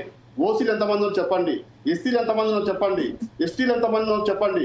ఇవన్నీ లేకుండా ఎవరో ఒకటి బట్ట కాల్చి ఎవరి మీద వేసేస్తే కరెక్ట్ కాదు. ప్రజలందరూ గమనిస్తూ ఉన్నారు. ఈరోజు టీఆర్ఎస్ ప్రభుత్వం కావచ్చు, కాంగ్రెస్ ప్రభుత్వం కావచ్చు, బీసీల ఓట్ల కోసమే బీసీల ఓట్లని వాళ్ళ ఓట్ల వరకే వాళ్ళు పరిమితం చేసి వీళ్ళు అధికారంలో ఉండాలన్నటువంటి తాపత్రయంతో ఈ యొక్క బీసీ కులగణన చేస్తూ ఉన్నారు. 2014లో కేసీఆర్ గారు కులగణన చేసిన తర్వాత ఎందుకు బయట పెట్టలేదు ఆ రిపోర్టు? మొన్న ఏదో విషయం వచ్చినప్పుడు కేటీఆర్ గారు మాట్లాడేటప్పుడు మీరు చేసినప్పుడు 52% ఉంది, ఈరోజు రేవంత్ రెడ్డి చేస్తే 42% అని చెప్తా ఉన్నాడు.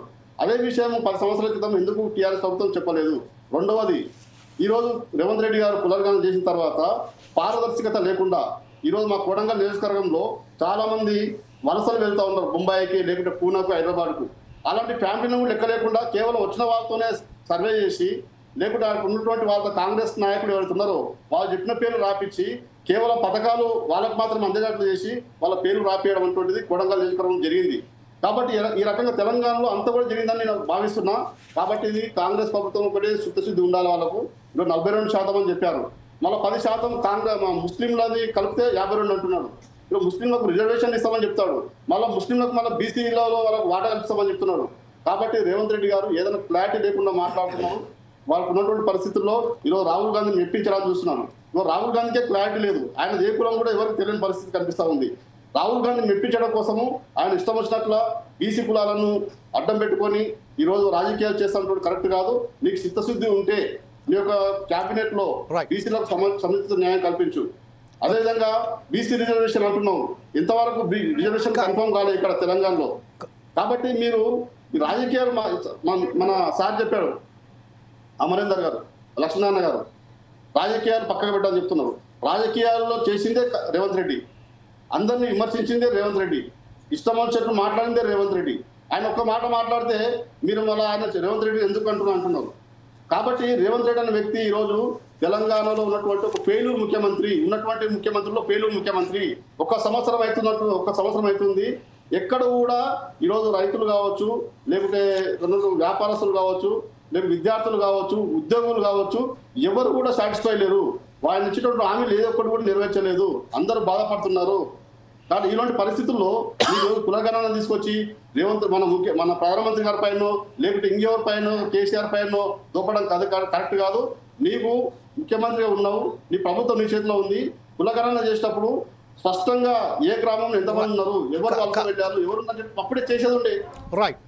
మీ చేత అధికారులు ఉన్నారు, మీ చేతిలో ఉంది. ఒక్కసారి మనం శేషు గారి దగ్గరికి మళ్ళీ చేస్తాం. తర్వాత కొంతమంది రమేష్ గారు మరొకసారి మీ వద్దకు వస్తాను. అప్పటి వరకు మనం ఒకసారి శేషు గారి దగ్గరికి వెళ్దాం. శేషు గారు 60 కోట్ల రూపాయలు ప్రజాధనాన్ని వృధా చేశారు ఈరోజు. Right, okay. శేషు గారు, ఇప్పుడు ప్రస్తుతం ఏదైతే ఉన్నదో, ఏదైతే బీసీలకు సంబంధించిన ఒక్కసారిగా ఈ వివాదం బయటకు వచ్చిందో, ఈ వివాదం బయట ఇచ్చిన తరుణంలో అసలు వాస్తవానికి ఈ వివాదాన్ని వెనకాల ఎవరైనా హస్తం ఉన్నదని మీరు గుర్తిస్తున్నారా? లేకపోతే ఇది ఒక బీసీలకు సంబంధించిన ఎన్నో సంవత్సరాలుగా బీసీలు తన హక్కుల గురించి ఒక్కసారిగా ఎప్పుడు కూడా మాట్లాడలేదు. ఇంతవరకు మనం చూస్తుంటే బీసీలు ఎప్పుడు కూడా ఇంత భయానకంగా బయటికి రాలేదు. వచ్చారు, అప్పుడప్పుడు మాట్లాడారు, కానీ ఎప్పుడైనా కానివ్వండి రెడ్డిలకు సంబంధించిన మనం అత్యధిక శాతం ఎవరైతే ఉన్నారో వాళ్ళే ఇప్పటిదాకా వెళ్ళారు. కానీ ఈ కొన్ని రోజుల నుంచి వెళ్ళి ఇంత పెద్ద ఎత్తున ఈ వివాదానికి కారణం ఎవరు? వీళ్ళ వెనకాల హస్తం ఏంటి? అసలు వీళ్ళకు ఫైనాన్స్ చేస్తున్నది ఎవరు? స్థానిక సంస్థలకు సంబంధించిన లబ్ధి పొందడానికే ఒక పార్టీ, ఒక నాయకులు వీళ్ళ వెనకాల ఉన్నారని చెప్తున్నారు. ఈ విషయంపై మీరెలా దీన్ని స్వీకరిస్తారు, దీన్ని ఎలా విశ్లేషిస్తారండి? ఇప్పుడు కాంగ్రెస్ ప్రభుత్వము బీసీలకు వ్యతిరేక ప్రభుత్వము, గతంలో ఇప్పుడు కాదు, చాలా గతంలో ఉన్న ప్రభుత్వాల నుంచి చూస్తున్నాం. ఎందుకోసం అంటే sorry, exactly this is the question for professor Seshu. ఎందుకోసం అంటే ఇవాళ కాంగ్రెస్ ప్రభుత్వం వచ్చిన తర్వాత వాళ్ళు గతంలో ఏం చెప్పారు? కులగణన చేసిన తర్వాత ఉన్నటువంటి బీసీలు అంటే ఎవరండి? బడుగు బలైన వర్గాలు ఈ రాష్ట్రంలో అత్యధికంగా రమేష్ గారే చెప్తున్నారు ఈ విషయం. ఉన్నటువంటి బీసీలకు ఎక్కువ హక్కు ఉందండి, మాకు ఎక్కువ హక్కు కావాలి, మాకు ఉన్నటువంటి సోర్సెస్ ఎక్కువ మంది ఉన్నారు కాబట్టి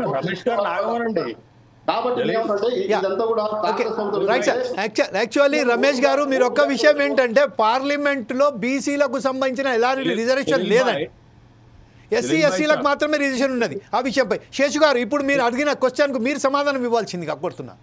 జలీల్ భాయ్ సభ ఆగమనండి, రమేష్ గారు కొంచెం మనం రాజకీయ చర్చ కాదు, రాజకీయ ఆరోపణలు కాదు, రిపోర్ట్ లో అభ్యంతరాలు ఉన్నాయి. ఆ అభ్యంతరాల పైన ప్రభుత్వాన్ని పునఃసమీక్ష చేయమంటున్నాం, అభ్యంతరాలను స్వీకరించండి అంటున్నాం. రిపోర్ట్ లో మేం చేస్తున్న అభ్యంతరాలు సహేతుకమైతే రిపోర్ట్ ని వెనుకకు తీసుకోవాలని అడుగుతున్నాం, మార్చాలని అడుగుతున్నాం. దీంట్లో రాజకీయాలు ఏముండవు, దీంట్లో చాలా స్పష్టత ఉంటుంది. అయితే నేను అడిగేది ఏంటి అని అంటే, ఇప్పుడు మీరు సమగ్ర కుటుంబ సర్వేని వ్యతిరేకిస్తున్నారా, సమగ్ర కుటుంబ సర్వేలో బీసీలు 51% ఉన్నారని చెప్పటాన్ని వ్యతిరేకిస్తున్నారా? ఆ సమగ్ర కుటుంబ సర్వే బయట పెట్టినంత మాత్రాన అది పనికిరాని సర్వేగా నిర్ణయించడం ఎలా అవుతుంది అనేటటువంటి ప్రశ్నలకు ప్రభుత్వం దగ్గర సమాధానం లేదు. ఇదొకటి. రెండోది, తెలంగాణ ఉద్యమం జరుగుతున్నప్పుడు హరీష్ రావు గారు ఎప్పటికొక మాట చెప్పేవారండి, ఏం చెప్పేవారంటే తెలంగాణలో ఆంధ్రోళ్ళు ఎవరు, తెలంగాణ వాళ్ళు ఎవరంటే ఈజీగా కనిపెట్టవచ్చు, దానికి లెక్కలు ఎందుకు అన్నాడు. ఎట్లా కనిపెట్టవచ్చు అంటే సెక్రటేరియట్ దగ్గరకు పోయి సొరకాయని తీసుకపోతే ఇది సొరకాయ అంటే ఆంధ్రోడు, అనపకాయ అంటే తెలంగాణోడు, సింపుల్ అబ్బా, ఈజీగా కనిపెట్టవచ్చు అని చెప్పిండు. నేను అదే అంటున్నాను, మేము దశాబ్దాలుగా మీకు కాకా కలేల్కర్ కమిషన్ లో గాని, మండల్ కమిషన్ లో గాని, ఇటీవల వేసిన జస్టిస్ రోహిణి కమిషన్ లో గాని, ఇప్పుడు మీరు సమగ్ర కుటుంబ సర్వేలో గాని బీసీలు 50% కంటే ఎక్కువ. దీన్ని కాదని ఎవరన్నా అంటారా? మీరు ఏ లెక్కన్నా తీసుకోండి, దేశంలో గాని ఏ రాష్ట్రంలో గాని 50% కంటే ఎక్కువ. లెక్క చేస్తే 46% ఎట్లా వచ్చింది అనేది మా ప్రశ్న. కాబట్టి దీంట్లోనే ప్రధానమైనటువంటి అభ్యంతరాలు ఉన్నాయి అని చెప్తున్నాం. ఒక చిన్న క్వశ్చన్ అండి, ఒక చిన్న దాంట్లో ఒక సవరణ ఏంటంటే, చేసింది మాత్రం ప్రభుత్వ ఉద్యోగస్తులే కదా. ప్రభుత్వం అంటే కాంగ్రెస్ పార్టీ ఏదైతే చేయలేదు కదా, దానికి సంబంధించిన ప్రభుత్వ ఉద్యోగస్తులు వారికి ఏదైతే హైర్ తీసుకున్నారో వాళ్ళే కదా. దీంట్లో తప్పులు ఉన్నాయనంటే వాళ్ళ ఎవరైతే అధికారులు ఉన్నారో వాళ్ళు తప్పులు చేశారు, కానీ కాంగ్రెస్ పార్టీని మనం ఏకంగా దోషిస్తే ఎట్లుంటుందని ఒక చిన్న ఒక సందేహం. రైట్ జమీల్ గారు, మీరు మంచి ప్రశ్న అడిగారు. కాంగ్రెస్ పార్టీ కాదు, ఇక్కడ తెలంగాణ ప్రభుత్వాన్ని అడుగుతున్నాం. కాంగ్రెస్ పార్టీని ఎందుకు అడుగుతామండి? కాంగ్రెస్ పార్టీకి ఏం సంబంధం? కాంగ్రెస్ పార్టీ కాదు, తెలంగాణ ప్రభుత్వాన్ని అడుగుతున్నాం. ఇప్పుడు మేమందరం రీసెర్చ్ చేసినటువంటి వాళ్ళమే, మాకు పరిశోధనలో చాలా అనుభవం ఉంది. దత్తాంశాన్ని సేకరించేటప్పుడు, డాటా కలెక్షన్ చేసేటప్పుడు క్వశ్చనీరు చాలా సరళతరంగా ఉండాలి. చాలా ప్రశ్నలు ఉన్నాయి. కాంగ్రెస్ ప్రభుత్వము అసలు ఎవ్వరి సలహాలను పరిగణలోకి తీసుకోవట్లేదు. క్వశ్చనీరు సులభతరంగా ఉండాల. గూటం రిపోర్ట్ పెట్టి ప్రజల దగ్గరకు పోతే ప్రజలు ఎవరు కూడా సరైనటువంటి సమాచారం ఇవ్వడానికి సిద్ధపడలేదు. ఒక సరళతరణమైనటువంటి క్వశ్చనీర్ని తీసుకుంటేనే డాటా కలెక్షన్ లో రిలయబిలిటీ ఉంటుంది. మినిమం వేరియన్స్ ఉన్నటువంటి రిపోర్టు సర్వేనే మనం పరిగణలోకి తీసుకోవాలా. దీంట్లో మాక్సిమం వేరియన్స్ ఉందండి. కారణం ఏంటి అనంటే ఉప ప్రశ్నలు మెయిన్ ప్రశ్నలతో కలిపి 75 ప్రశ్నలు ఉంటాయా? మరి అవసరం లేనటువంటి ప్రశ్నలన్నిటినీ దాంట్లో పెడితే చాలా మంది ఇవ్వడానికి సిద్ధపడలేదు. 3.1% అంటే 3.1% సర్వే పరిధిలోకే రాలేదు. రెండోది, బీసీల జనాభా ఎందుకు తగ్గింది? బీసీల జనాభా శాతం ఎందుకు తగ్గిందంటే బీసీలలో ఉన్న సంచార జాతుల దగ్గరికి ఎన్యూమరేటర్స్ వెళ్ళలే, మైగ్రేట్ అయినటువంటి కుటుంబాల దగ్గరకు ఎన్యూమరేటర్స్ వెళ్ళలేదు. ఎన్యూమరేటర్స్ ఈ ఫామ్ ఫిల్అప్ చేయలేక ఇంట్లో కూర్చొని నింపుకున్నారు. నింపుకున్నటువంటి ఫాము సబ్ కమిటీ దగ్గరకు వస్తే ఉత్తమ్ కుమార్ రెడ్డి గారికి ఒక డౌట్ వచ్చింది. అరే మరి రిపోర్ట్ లో 9, 10, 11% ఓసీలు ఉన్నారంటే ఈడబ్ల్యూఎస్ రిజర్వేషన్ లో 10% ఎట్లా ఇస్తాం అనే డౌట్ వచ్చి ఏం చేశారంటే 15.79% అగ్రవర్ణాలని పెడితే తీసేసింది ఎక్కడ? బీసీల సంఖ్యను తీసేశారు, బీసీల పర్సెంటేజ్ తీశారు. 15.79% వాళ్ళకి ఇస్తే మిగిలిన 46% బీసీలకు ఇచ్చారు. ఎస్సీలది మారలే, ఎస్టీలది మారలే, మైనార్టీలది మారలే. ఎందుకంటే ఆ ముగ్గురికి భయపడ్డారు. ఆ ముగ్గురు పర్సెంటేజ్ తగ్గితే వాళ్ళ తెలంగాణ రాష్ట్రం తగలబడేది. ఆ ముగ్గురు పర్సెంటేజ్ మార్చకుండా పనికి మాలినోళ్ళు ఎవరుంటారు? రాష్ట్రంలో, దేశంలో బీసీలు ఉంటారు. కాబట్టి ఏం చేశారు? అగ్రవర్ణాల శాతాన్ని 15.79% పెంచుకుంటే మిగిలినటువంటి శాతం బీసీల మొఖాన పడేశారు. భిక్షం ఏది? 46% భిక్షం పడేశారు. ఎందుకు పడేశారు? ఈడబ్ల్యూఎస్ రిజర్వేషన్ 10% ఉండాలంటే వాళ్ళు 15% ఉండాలి కాబట్టి. తర్వాత 42% స్థానిక సంస్థల్లో రిజర్వేషన్లు మేము ఇస్తున్నాం, బీసీలు 46% ఉన్నా అని చెప్పడానికి ఒక అలైన్మెంట్, ఒక పర్సంటేజ్లు మార్చి మన ముందు పెట్టినట్లుగా కనపడట్లేదా? ఈ అనుమానాలు రావా? బట్ ఈ అనుమానాలను నివృత్తి చేయాల్సినటువంటి బాధ్యత ఎవరిది? సబ్ కమిటీ దగ్గరికి రిపోర్ట్ వచ్చినప్పుడు, జమీల్ గారు, సబ్ కమిటీ దగ్గరకు రిపోర్ట్ వచ్చినప్పుడు ముందు అభ్యంతరాలను పరిగణలోకి తీసుకోవాలా, దాన్ని పునఃసమీక్ష చేయాలా, అప్పుడే ఫైనల్ రిపోర్ట్ శాసనసభలో పెట్టాలా. ఎవరితో మాట్లాడరు, ఏం లేదు, డైరెక్ట్ గా వచ్చేసి ఎంత ఉంటే అంత పెట్టేస్తే ఎవరు మనోభావాలను దెబ్బతీస్తారండి? ఇప్పుడు ప్రభుత్వం కూడా ఏం చెప్తుంది? ఈ కులగణన రిపోర్టు ఆధారంగానే భవిష్యత్తులో బడ్జెట్ కేటాయింపులు, భవిష్యత్తులో సంక్షేమ పథకాలు, భవిష్యత్తులో రిజర్వేషన్లు అంటే ఏం కావాలి? మేము 46% పెట్టేస్తే మొత్తం 46% పడేస్తే మమ్మల్ని ఇక భవిష్యత్తులో బీసీలందరూ కూడా ఈ 46% మీదనే ప్రయోజనాలు పొందాలా, బడ్జెట్ కేటాయింపులు రావాలా, సంక్షేమ పథకాలు రావాలి. ఎట్లా అండి ఇది? ఎట్లా ఒప్పుకుంటామండి దీన్ని? ఇది అశాస్త్రీయంగా ఉంది. ఇది పునఃసమీక్ష చేయాల్సినటువంటి అవసరం ఉంది. దీంట్లో తప్పులున్నాయి. ఈ తప్పులను సరిచేయాల్సినటువంటి బాధ్యత ఉంది. రాజకీయాలను తీసుకొచ్చి రాజకీయాలను పులిమి రాజకీయ పరం చేసి పొలిటికల్ ఇంటర్ఫరెన్స్ చేసి వాస్తవాలను మరుగుపరచాలని అనుకుంటే తప్పవుతుంది. ఇందాక అన్న చెప్తున్నారు కుల గణనకు వ్యతిరేకం కాదు, మళ్ళీ చెప్తున్నాం.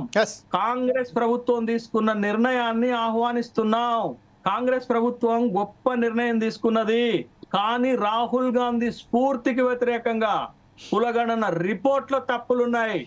ఆ తప్పులను సరిచేయమని అడుగుతున్నాం. ఇంకోటి వ్యాలిడ్ పాయింట్ చెప్తాను జమీల్ గారు. తెలంగాణ రాష్ట్రంలో ఎన్నికల కమిషన్ ఏం చెప్తుందంటే 3.35 కోట్ల ఓటర్లు ఉన్నారని చెప్తుంది. సర్వేలో మొత్తం జనాభా ఎంత అండి? 3.54 కోట్లు. 19 లక్షల మంది మాత్రమే ఓటర్ లేని వాళ్ళ అందరి కోట్లు ఎక్కడ లెక్కలండి ఇవన్నీ? ఏ ప్రామాణికం తీసుకున్నా ఈ లెక్కల్లో బొక్కలు ఉన్నాయి, ఈ లెక్కల్లో సొట్టలు ఉన్నాయి, ఈ లెక్కల్లో తప్పులు ఉన్నాయి. మనం ఒకసారి అమరేందర్ గారి దగ్గరికి వెళ్దాం. అమరేందర్ గారి దగ్గరికి వెళ్తాం. తర్వాత నేను మరొకసారి లక్ష్మీనారాయణ గారు వస్తాను ఖచ్చితంగా. కాకపోతే ఒకటి అమరేందర్ గారు ఇప్పుడు ఏదైతే ఉన్నదో, ఇప్పుడు ఏదైతే కులగణన చేశారో దానికి సంబంధించింది ఒక విషయం మాత్రం, బీసీలందరూ ఏకమైన తర్వాత రాజ్యాధికారం హస్తగతం చేసుకోవడానికే ఒకసారి ఒక తాటిపై వచ్చినట్టుగా కనబడుతున్నదా మీకు? అంటే ఇప్పుడు ఖచ్చితంగా బీసీలందరూ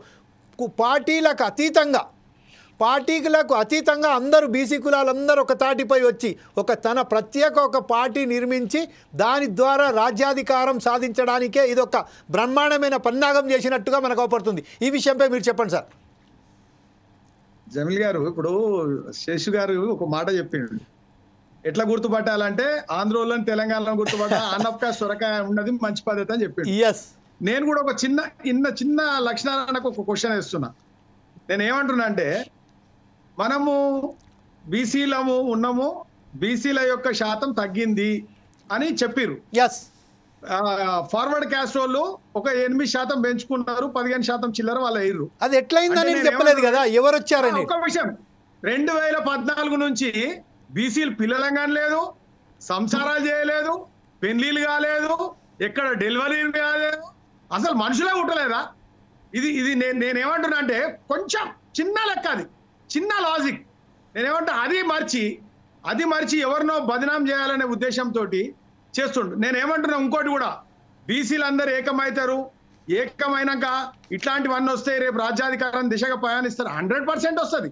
ఎందుకంటే ఇలా తమిళనాడులో రిజర్వేషన్లు చూడండి, ఇలా బీసీలు అయిన తర్వాతనే రిజర్వేషన్లు అక్కడ జరుగుతున్న పరిస్థితి. ఎందుకు జరుగుతుందంటే, తమిళనాడులో ఎంజి రామచంద్రనో లేకపోతే స్టాలినో ఇదంతా చేయలే. అక్కడ రూట్స్, పెరియార్ రామస్వామి వేసినటువంటి రూట్స్, అక్కడ ఈ యొక్క ద్రావిడ్ కల్చర్ మను సిద్ధాంతాన్ని వ్యతిరేకించి ఆయన ద్రావిడ్ కల్చర్ తీసుకొచ్చి అక్కడ ఉన్నటువంటి వర్గాలకు చైతన్యం చేసి ఎడ్యుకేషన్ ఇచ్చి మీరు ఇట్లా ఉండండి అని చెప్పి వందల ఏండ్లు ఆయన ఒక మేధోమదనం చేసిన తర్వాత ఈ రోజు తమిళనాడులో ఆ ప్రభుత్వాలు వచ్చినాయి. ఇక్కడ కూడా ఒకానొక సందర్భంలో వస్తుంది శేష్ గారు లాంటి వాళ్ళు, లేకపోతే ఎందుకంటే మన కన్షీరామ్ గారు కూడా ఒక మాట చెప్పిండు. ఆయన గెలిచినప్పుడు కూడా మీకు చాలా ఐడియా ఉంటది. ఆయన ఎప్పుడు మొత్తము తిరుగుతున్న క్రమంలో ఒకటి బై ఎలక్షన్స్ వచ్చింది. బై ఎలక్షన్స్ వస్తే రాష్ట్రంలో ఉన్నటువంటి అందరిని ఏకం చేసి అక్కడికి తీసుకెళ్లి ఆ బై ఎలక్షన్ బంపర్ మెజార్టీతో గెలిచిండు, ఒకటే సీట్ గెలిచిండు. తర్వాత ఆయన చుట్టూ మొత్తం ప్రపంచం అంతా చూసుకునే విధంగా, భారతదేశం అంతా చూసుకునే విధంగా ఒక ప్రణాళికతో చేసి అక్కడ కూడా రాజ్యాధికారం, సరే ఒడిదుడుగులు అనేటివి ఉంటాయి, తర్వాత మాయావతి వచ్చింది, కొన్ని తప్పులు జరగవచ్చు, ఒప్పులు జరగవచ్చు, కానీ మీరు అన్నట్టుగా ఏదో ఒక రోజు మాత్రము ఇలా బతకడానికి, కౌరవ సామ్రాజ్యాన్ని ఎట్లయితే నాశనం చేయడానికి శకుడు అనే వ్యక్తి పుట్టి అందరు అన్నల అన్నం తిని ఒకళ్ళు అదేనరో, ఈ రోజు బీసీలు కూడా ఏకమవుతారు ఒక సందర్భంలో. ఇప్పుడు కొంతమంది ఏమంటారు అంటే, ఈ చింతపండు నవీన్ కూడా ఎగేస్తుంది కూడా రేవంత్ రెడ్డి గారు అనే బదనాం చెప్తున్నారు. అంటే అది బదనామా కాదా అనేది. నేను ఇంకో విషయం చెప్తున్నా, రమేష్ అని ఒక్క పదం వెనకకి తీసుకో అన్న. వాళ్ళు మోడీని ఏ కులం అనితేనే మనం తప్పన్నాం, మీరైనా తప్పన్నారు, నేనైనా తప్పన్నారు, శేషు గారు తప్పన్నారు. కానీ మీరు అదే విధంగా రాహుల్ గాంధీకి కులం ఉందా, రాహుల్ గాంధీకి మతం ఉందా, ఇవన్నీ మాట్లాడొద్దన్న మనం కూడా. ఎందుకంటే మాట్లాడుతున్నాం, ఎందుకంటే వాళ్ళు రేవంత్ రెడ్డి ముఖ్యమంత్రి స్థానంలో అయితే తప్పు చేసిండు. మా ప్రధానమంత్రి గురించి మాట్లాడేటప్పుడు నేనేమంటున్నా అధ్యక్షుడి గురించి తెలుసుకోవాలి కదా, తెలుసుకోకుండా ఫిలిం పెట్టుకొని రమేష్ గారు మీ ఫేస్ కట్ అవుతుందండి, మీరు ముందంటే మీ ఫేస్ కట్ అవుతుంది. అది మోడీని అయినా కానీ మనం అధ్యయద్దు, అది రాహుల్ గాంధీని అయినా కానీ మనం అధ్యయద్దు. కాకుంటే ఏంటంటే లక్ష్మీనారాయణ నువ్వు అంటున్నావు కదా, ఈ రోజు నేను చెప్తున్నా కదా, ఎందుకంటే మేము అందరం ఇప్పుడు నలుగురం బీసీలమే అనుకో, నువ్వు ఒక్కనే ఇప్పుడు మా దగ్గర ఉన్నటువంటి మాకు ఆపద్ బాంధవులు. నేనేమంటున్నా రేవంత్ రెడ్డి గారిని నిన్న ఏదైతే గాంధీ భవన్ లో పెట్టిండో అదే సెక్రటరియట్ లో పెట్టి రాగానే మేము ఇంత పర్సెంటేజ్ ఉంది, మేము ఇట్లా ఆయన ఏమని చెప్పిండు, తెల్లారు ఏమని చెప్పి ఉద్యోగులకు ధన్యవాదాలు, అద్భుతంగా మేము కులగణన చేసినాము, దీన్ని ఎవరు తప్పుపట్టలేరు, మా లెక్క ఈ భారతదేశంలో ఎవరు చేయలేరు అన్నారు. ఇవన్నీ బీసీ కులాలన్నీ ఏకమై ఇక్కడ ఒక థ్రెట్ వస్తట్టుంది అని చెప్పే ఉద్దేశంతో ఇవన్నీ చేసిరన్న. తర్వాత తట్టు తగిలిన తర్వాత కట్టు కట్టుకున్నా ఆయన. నేనేమంటున్నా, ఆయన నిజ స్వరూపం ఇప్పటికి కూడా మీరు నమ్ముతున్నారేమో కానీ బీసీలకు అన్యాయం చేసే వ్యక్తులలో మొదటి వ్యక్తి రేవంత్ రెడ్డి గారు ఉంటారు. ఎందుకంటే నేను ఆయన స్పీచ్ విన్నా, మీరు కూడా విన్నారు, జమీల్ భాయ్ విన్నారు, శేషు సార్ విన్నారు. రెడ్లకే రాజ్యాధికారం ఇవ్వాలి. రెడ్లు నేను తప్పు ఆడతలేను, మా దగ్గర భీమిరెడ్డి నరసింహారెడ్డి ఉండే, ఆరుట్ల కమలాదేవి ఉండే, గొప్ప వ్యక్తులు.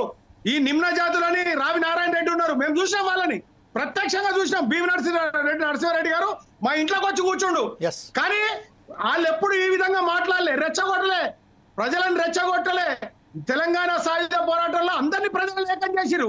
కానీ రెచ్చగొట్టి ఇవాళ ప్రజలను విభజించి ఇవాళ రేపు ముఖాలు చూసుకోకుండా చేసి ఒక విచ్ఛిన్నకర శక్తుల్లాగా మాట్లాడి మోడీ అంట ఆయన ఫార్వర్డ్ క్యాస్ట్ మొన్నటిదాకా హమారా బడాబాయ్ హమ్ చోటాబాయ్ అన్నాడు, నేను నీ పక్కన కూర్చుంటా అన్నాడు. ఇలా కులం కాడికి వచ్చే వరకలా నలుగురు గట్టిగానే వరకలా మోడీ కాదు, మోడీ దూరము, మోడీ ఇట్లా చేసుకురు కదా. వాళ్ళు కూడా ఒక చట్టం చేసుకుర్రు. ఆయన కూడా ఒక ఓసీ కులంలోకి వెళ్ళి బీసీ కులంలో తీసుకొచ్చారు. నేను ఆయన తప్ప అంటారు, ఆయనకున్న టైంలో ఆయన చేసుకున్నాం. కానీ మేము 5% ఉన్నాము. 5% ఉంటే 70 ఏళ్ల స్వతంత్రంలో మీరు ఎంతమంది బీసీలను ముఖ్యమంత్రులను చేసిరన్న? మీరే పరిపాలించారు కదా, మీరే ఎన్టీ రామారావు వచ్చిన తర్వాత ఎవరు ఒప్పుకున్నా ఒప్పుకోకపోయినా ఎన్టీ రామారావు వచ్చిన తర్వాత బీసీలకు రాజకీయ చైతన్యం వచ్చిందంటే ఈ ఉమ్మడి రాష్ట్రంలో ఎన్టీ రామారావు తర్వాతనే. ఎన్టీ రామారావు వచ్చేంత వరకు ఈ కాంగ్రెస్ పార్టీ బీసీలను గాని ఎస్సీలను గాని ఎస్టీలను గాని కాళ్ళ కింద పురుగులకి నలిచిన వ్యవస్థ. ఇది మీరు అన్నా కాదనుకున్నా, మీరు అవునన్నా కాదనుకున్నా, మీరు నిజంగా చెప్తున్నా, శేషార్ గారు కూడా తెలుసు, ఓటు హక్కు వినియోగించుకోలేదన్న బీసీలు ఎన్టీ రామారావు వచ్చే వరకు. అట్లాంటి సమాజంలోకి వెళ్ళి ఏదో ఒక రోజు బీసీ సమాజం మేల్కొంటది తప్పకుండా. ఈ రోజు మీరు ఇక్కడికే కటాఫ్ చేస్తే 42% కటాఫ్ చేస్తే ఈ ఎన్నికలను బహిష్కరిస్తాం, ఈ యొక్క కులగణను బహిష్కరిస్తాం. This is the point. On this topic only just we want to carry this debate out. Okay, ఇదే విషయంపై ఈ రోజు ఏదైతే ఉన్నదో ఇప్పుడు అమరేందర్ గారు చాలా క్లియర్గా చెప్పారు, అలాగే శేషు గారు చాలా క్లియర్గా చెప్పారు. అమరేందర్ గారు అయితే సూటిగా తనకు సంబంధించిన విషయం చెప్పేశారు. ఏంటంటే ఒకవేళ కనుక రిసే కులగణన మరొకసారి నిర్వహించకపోతే మాత్రం ఖచ్చితంగా ఈ ఎలక్షన్స్లలో బైకాట్ చేస్తామని చెప్పారు. ఈ విషయంపై ప్రభుత్వం ఒకసారి ఏదైతే కులగణన జరిగిందో అందులో తప్పులు జరిగాయని ఇంత ఖచ్చితంగా ప్రతి ఒక్కరు చెప్తున్నారు. ఈవెన్ దో మీ పార్టీకు సంబంధించిన వ్యక్తి కూడా చాలా బహిరంగంగా చెప్పారు, నేను ఇప్పుడే రాజీనామా చేశాను. కానీ ఇంకో ఛాలెంజ్ మాత్రం చేశారు. ఏంటంటే రేవంత్ రెడ్డి నిన్న మాట్లాడుతూ ఆ వ్యక్తి పేరు తీసుకోకుండా ఒకవేళ కనుక అతను దీనికి నచ్చకపోతే ఆయన రాజీనామా చేసి ఎమ్మెల్యేగా పోటీ చేయాలి అని చెప్పారు. ఈ నేపథ్యంలో as a Congress party spokes person, what is your decision on it? The Congress party is going to take back the decision Kulagana survey and they want to take another one? చెప్పండి సార్. యాక్చువల్లీ కులగణ విషయంలో కొన్ని అభ్యంతరాలు అంటే రిపోర్ట్లు కొన్ని కాదు sir, maximum అభ్యంతరాలు ఒప్పుకోండి sir, whatever it may be. No sir, first of all you have to take ఇది కొద్ది అంటే మళ్ళీ 8% ఎటుపోయినట్టు.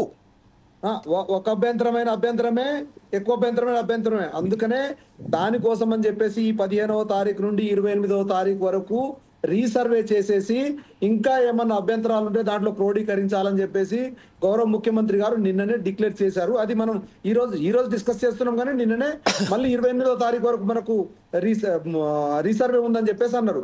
సో దీంట్లో ఒక్క పాయింట్ మనం బాగా అర్థం చేసుకోవాలా. తప్పులను మనం ప్రశ్నించే క్రమంలో కాంగ్రెస్ ప్రభుత్వం అంటే రాహుల్ గాంధీ గారి కళ ఏంది? కళ ప్రకారం ఏంటంటే కులగణన దేశం మొత్తంలో జరగాల. దేశం మొత్తంలో శాస్త్రీయంగా జరిగితే దానికి చట్టబద్ధత వస్తుంది. చట్టబద్ధత వస్తే దానికి వారికి దామాషా ప్రకారం వాళ్ళకి హక్కులు వస్తాయి. ఈ విషయాన్ని కేంద్ర ప్రభుత్వం కానీ అన్ని రాష్ట్రాల ప్రభుత్వాలు కానీ చేపట్టాలని చెప్పేసి కాంగ్రెస్ పార్టీ కేంద్రంలో కావచ్చు, లేకుంటే రాష్ట్రంలో కావచ్చు, ఇక్కడ ప్రభుత్వంలో ఉన్న పార్టీ కావచ్చు, దీని గురించే ముందు పోతా ఉన్నది. ఇంకో విషయం, రేవంత్ రెడ్డి గారు రెడ్డిలకే రాజ్యాధికారం ఉండాలని చెప్పేసి అంటున్నారని చెప్పేసి మనోళ్ళు క్వశ్చన్ చేస్తున్నారు. అది ఒక సందర్భంలో ఏంటంటే ఆ వర్గంలో కూర్చున్నప్పుడు వాళ్ళని ఎంకరేజ్ చేసే క్రమంలో ఒక మాట, కానీ వేరే వాళ్ళు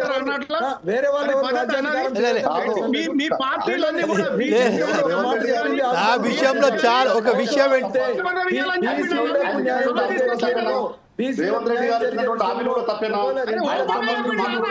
ముఖ్యమంత్రి అయినా పర్వాలేదు, కానీ బీసీలకు మాత్రం ఖచ్చితంగా న్యాయం జరగాలి. దానికి రాహుల్ గాంధీ గారి దూతలాగా నేను కట్టుబడి ఉన్నానని చెప్పేసి ఒక విషయం చెప్పారు. దానికి ఈ సమాజంలో ఉన్న బీసీలు, ఎస్సీలు, ఎస్టీలు అందరూ కూడా స్వాగతించాల్సిన అవసరం ఉన్నది, హర్షించాల్సిన అవసరం ఉన్నది. లక్ష్మీనారాయణ డాక్టర్ గారు, ఒకే విషయం ఏంటంటే ఇప్పుడు కేవలం రిసర్వే అని చెప్తున్నారు మీరు. అంటే రిసర్వే ఏదైతే మిగిలిన 3% 3.3 చేంజ్ ఉందో దాని మీదనే రిసర్వే, లేకుంటే పూర్తిగా రిసర్వే? ఎందుకంటే దీంట్లో అసలే తప్పు ఉన్నదని చెప్తున్నారు కదా. ఆన్లైన్ రిసర్వే అని చెప్పేసి అన్నారు. పోర్టల్ ఓపెన్ కాదు సార్, ఆన్లైన్ రిసర్వేలో ఎంత చేసినప్పుడు. వన్ మినిట్ నేను రిక్వెస్ట్ చేస్తున్నా. నేను ఏమంటున్నా, 50 రోజులు కాదు సార్, 2 రోజులు గవర్నమెంట్ హాలిడేస్ ఇస్తే కూలీలు, ఇక్కడ సంచార జాతులు కానీ ఇంకెవరైనా ఈ ప్రాంతం నుంచి వేరే ప్రాంతం పోయి ఉద్యోగాలు చేస్తున్న వాళ్ళు కానీ వాళ్ళందరికీ 2 days తెలంగాణ గవర్నమెంట్ హాలిడే ఇచ్చి ఒక ప్రత్యక్షంగా చేస్తే ఇప్పుడు రీసర్వే అవసరం లేదు, సర్వేనే అయిపోతుంది. కాదు 2 day కాదు, రీసర్వే హాలిడే ఇచ్చేస్తే కేవలం ఎంప్లాయీసే కాదు, ఇప్పుడు ఎంప్లాయీ కానీ అన్ఎంప్లాయిడ్, రోడ్డు మీద పనిచేసే వాళ్ళు, పేదలు, అవగాహన లేని వాళ్ళు, విద్య లేని వాళ్ళు చాలా మంది కూడా దీంట్లో పార్టిసిపేట్ చేయలేకపోవచ్చు. అయితే ఈ రోజు ఆన్లైన్ లో దీనికి అప్లికేషన్ పెట్టుకోవాలని చెప్పేసి ఒక టైం పీరియడ్ పెట్టిరు, 15 రోజుల టైం పీరియడ్ పెట్టిరు. ఎవరికైనా ఇప్పుడు అన్ఎడ్యుకేటెడ్ పర్సన్ ఉంటే పక్కన ఉన్న వాళ్ళు కూడా కొంచెం ఒక దాంట్లో నేను ఒక సవరణ ఎదుర్కొన్నా సార్. ఎందుకంటే ఇప్పుడు ప్రస్తుతం ఏదైతే ఉన్నదో రేషన్ కార్డులకు సంబంధించింది ఎంత ఇబ్బందులకు పాలవుతున్నాం మనం ప్రత్యక్షంగా చూస్తున్నాం సార్. ఇప్పుడు రేషన్ కార్డుకు సంబంధించిన మనం వెళ్ళినప్పుడు, ఓకే సార్, రమేష్ గారు ఏదో చెప్పబోతున్నారు, టైం చాలా తక్కువ ఉన్నది కాబట్టి రమేష్ గారు చెప్పండి సార్. ఇప్పుడు లాస్ట్ గా కంక్లూడ్ గా మీరేమంటారు? మేము చెప్పేది అయితే ఒకటి, ప్రజల అభ్యంతరాలను ప్రతి ఒక్కదాన్ని కూడా మేము పరిగణలోకి తీసుకుంటాం సార్. తెలంగాణలో బీసీలు చాలా వెనుకబడ్డారు సార్. ఎగ్జాక్ట్లీ. తర్వాత కుల వృత్తుల్లో ఉన్నటువంటి వాళ్ళు చాలా కుల వృత్తులు లేక వాళ్ళు హైదరాబాద్ లో, ముంబైలో ఫుట్పాత్ల పైన పూరు గుర్చలు నివసిస్తూ కూలి పని చేస్తున్నారు సార్. అలాంటి వాళ్ళకు ఇక్కడ ఏదైనా వృత్తిపరమైనటువంటి వాళ్ళకి ఏ రకంగా చేయాలో సాయం చేయాలంటే ప్రభుత్వం ఆలోచన చేయాలి సార్. రెండవది, అలాంటి పిల్లల కోసం అవసరమైతే సపరేట్ వాళ్ళకు బ్యాంక్ లోన్లో, లేకుంటే వాళ్ళకు ఇట్లా వాళ్ళకు ఫ్యూచర్లో వాళ్ళకు ఏ రకమైన ఉపాధి కల్పించాలో ఆ రకమైనటువంటి పనులు చేస్తే బాగుంటుంది. కానీ వాళ్ళు ఎక్కడో హైదరాబాద్ లో, ముంబై నుండి ఇక్కడ కూర్చొని అధికారులను పంపించి పునర్గణన చేసి కాంగ్రెస్ నాయకులు ఎండబెట్టుకొని వీళ్ళు మా ఊరు కాబట్టి వీళ్ళ పేరు రాసుకోండి, మిగతా వాళ్ళు అవసరం లేదు, వాళ్ళకి ఫోన్ చేయదని చెప్పేసి ఈ రకమైనటువంటి సర్వే చేస్తే తప్పకుండా భారతీయ జనతా పార్టీ వ్యతిరేకిస్తుంది.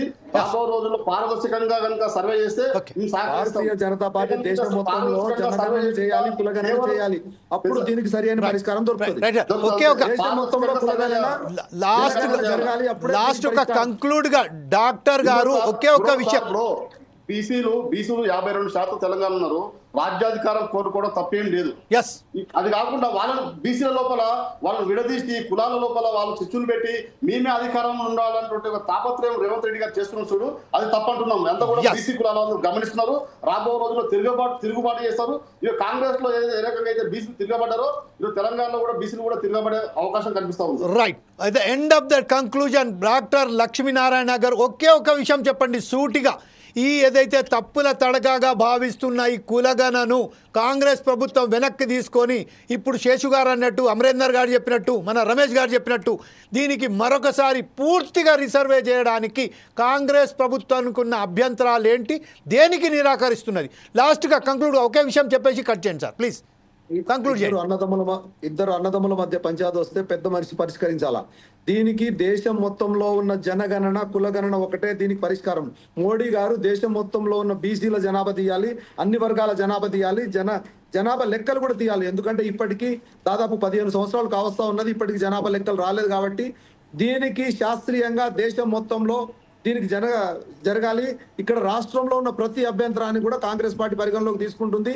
ఈ కులగణ కావచ్చు, జనగణ కావచ్చు, దీనికి బరాబరుగా కాంగ్రెస్ పార్టీ చేపడుతుందని చెప్పేసి మీ ద్వారా తెలియజేస్తాం. Thank you very much doctor గారు. ఇప్పుడు ప్రస్తుతం ఏదైతే మనం ఒక విషయం మాత్రం చాలా స్పష్టంగా పడుతుంది, తప్పుల తడకగా ఉన్న కులగణన, అలాగే మనకు కేంద్ర ప్రభుత్వం ఏదైతే జనగణ చేపట్టనుందో అది త్వరగా చేపట్టి తర్వాత దీనికి సంబంధించిన ఏదైతే సమయం ఇచ్చారో అది చాలా తక్కువ. కాబట్టి దీంట్లో కూడా మరొకసారి స్పష్టమైన మనకు ఏదైతే జవాబు రావాల్సిందో అది రాదు. కాబట్టి దీనికి మరొకసారి రాష్ట్ర ప్రభుత్వం అలాగే కేంద్ర ప్రభుత్వాలు కూడా దాని మీద ఒకసారి దృష్టి సారించి సరైన పద్ధతిలో కులగణన జనగణన చేపట్టాలని కోరుతున్నారు. ఈ విషయంపై ఈరోజు మనతోని ఫోర్సైజ్ టీవీ నిర్వహించిన ఈ హస్తమేవరిది కార్యక్రమానికి ప్రత్యేకంగా పాల్గొన్నందుకు డాక్టర్ లక్ష్మీనారాయణ గారికి, అమరేందర్ గారికి, ప్రొఫెసర్ శేషు గారికి, అలాగే బీజేపీ నాయకులైనటువంటి బొంతు రమేష్ గారికి ప్రత్యేక ధన్యవాదాలు చేస్తూ ఈ సెలవు తీసుకుంటున్నాము. రేపు మరొక ప్రోగ్రాంతో మీ ముందుకు వస్తాం. అప్పుడు దాకా చూస్తూనే ఉండండి ఫోర్సైజ్ టీవీ.